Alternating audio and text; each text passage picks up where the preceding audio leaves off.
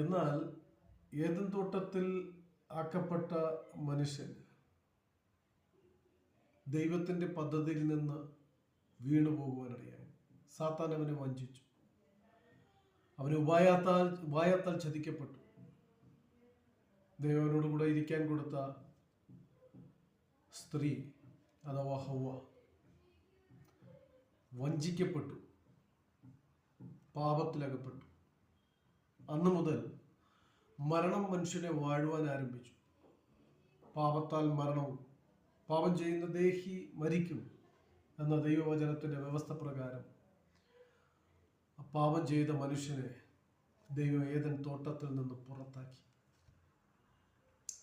എന്നിട്ട് ആ തോട്ടത്തെ തിരിഞ്ഞുകൊണ്ടിരിക്കുന്ന കെരൂബുകളെ, തിരിഞ്ഞുകൊണ്ടിരിക്കുന്ന വാളിൻ്റെ ജ്വാലയുമായിട്ട് അവരവിടെ നിർത്തി, കാവൽ ആക്കി.